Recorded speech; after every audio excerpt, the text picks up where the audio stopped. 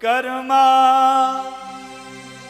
Vero खींचड़ो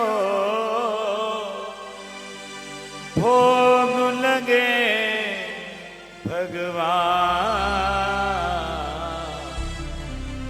भोग लगे भगवान। अरे भैया, कर्मा के पिता जीवन राम चौधरी जी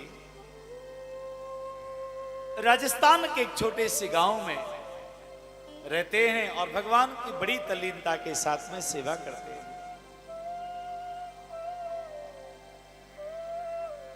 घर में छोटी बेटी है कर्मा।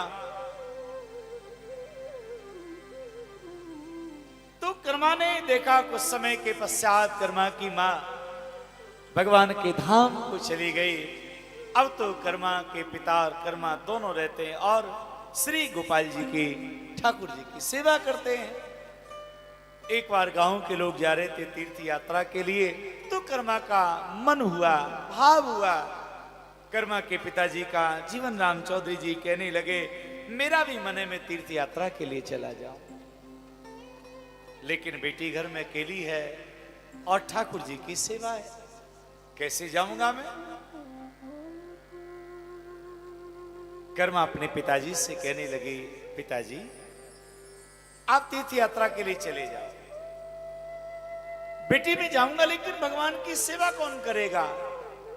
कर्मा कहने लगी, पिताजी आप चिंता ना करो, मैं सेवा कर लूंगी।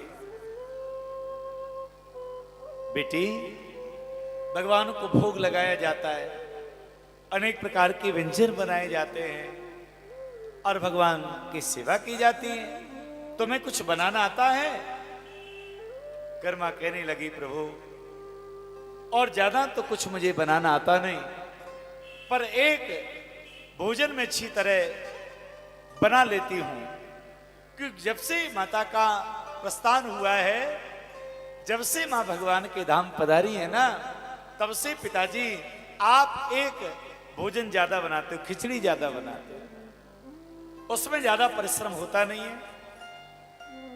जो भी सामग्री डालनी होती है एक पात्र रख दो, जल भर दो और उसमें महाराज जो भी चावल दाल कुछ डालना होता है डाल दो और खिचड़ी बन जाती है, ज्यादा कुछ परिश्रम करना पड़ता नहीं है। तो कर्मा ने कहा, मैं खिचड़ी बना के भगवान को भोग लगा सकती हूं। कर्मा के पिता ने कहा, ठीक है बेटी, कुछ दिनों तक खिचड़ी का भोग लगाना और हम जल्दी लौट के आएंगे। कर्मा के पिता चले गए। अब तो कर्मा बड़े भाव प्रेम के साथ में प्रभु की मनोहार करती है, भोग लगाती है और भगवान बड़े आदर के साथ में उस भोग को स्वीकार करते हैं।